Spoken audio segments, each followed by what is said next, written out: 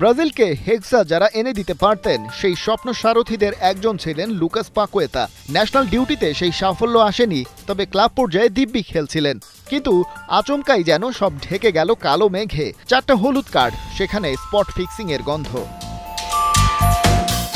যে ম্যাচগুলোয় পাকুয়েতার সন্দেহজনক yellow card ছিল, 2022 সালে লেস্টারের বিপক্ষে ম্যাচ, 23 সালের মার্চে অ্যাস্টন ভিলা, লিডস ইউনাইটেড আর বোর্নমাউথের বিপক্ষে একই বছর বাকি 2 কার্ড তাকে দাঁড় করিয়ে দেয় কাঠগড়ায়। সেই ঘটনার পর কেটে গেছে 1000 দিন। এই সময়ে তদন্ত করেছে ইংল্যান্ডের ফুটবল অ্যাসোসিয়েশন।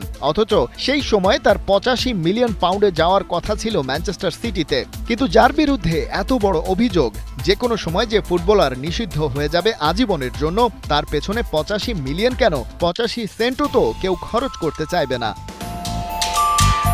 কিন্তু এখন তো সেই ঝামেলা কেটে গেছে।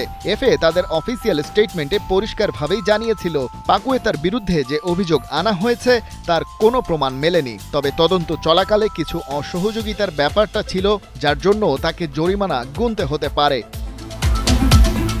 যে প্লেয়ারের জন্য ফুটবলের দরজাই বন্ধ হওয়ার উপক্রম হয়েছিল, তার জন্য জরিমানা তো কোনো শাস্তির পর্যায়ে পড়ে না। তবে আসল কঠিন সময় পাকুয়েতার জন্য অপেক্ষা করছে এবারে। প্রিমিয়ার লিগের ক্লাব ওয়েস্ট হ্যাম চলতি সামার ট্রান্সফার উইন্ডোতেই ওকে বিক্রি করতে চায় যে কোনো উপায়ে। সিটির কাছে তখন 85 মিলিয়নে দিয়ে দেয়া যেত, সেখান থেকে দাম কমিয়ে এখন 25 মিলিয়ন করা হয়েছে।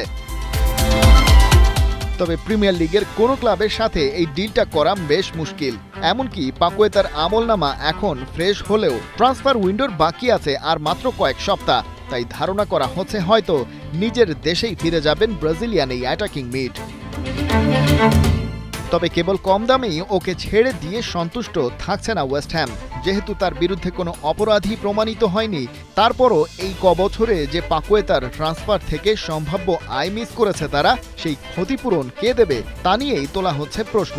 সেজন্য এফের বিরুদ্ধে মামলাও করতে পারে ওয়েস্ট হ্যাম। তাতে খুব একটা লাভ হবে কিনা তা বোঝা যাচ্ছে না এখনই। খালিদ জামিল, 71।